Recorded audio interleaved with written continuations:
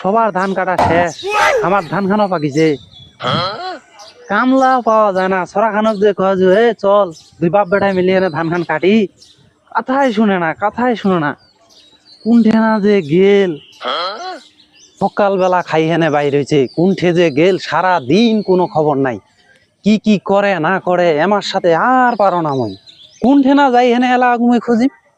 হ্যাঁ, কোনঠে কোনঠে যে থাকে না থাকে, নিজের কাম করিম না মুই এলা অক খুঁজি হেনে বেড়া। হ্যাঁ, খাচ্ছে তো বাপের হোটেলত, বুঝা পায় না। বুঝিবে বুঝিবে যেদিন চোখ দুইটা বই বন্ধ করিম।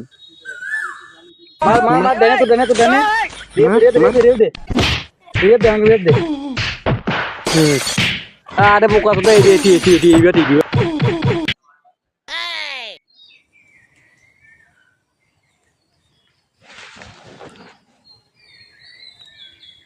কিরে, তোর বাপের কি জমিদারি আছে নাকি মোবাইল টিভি এনে ভাত খাবো?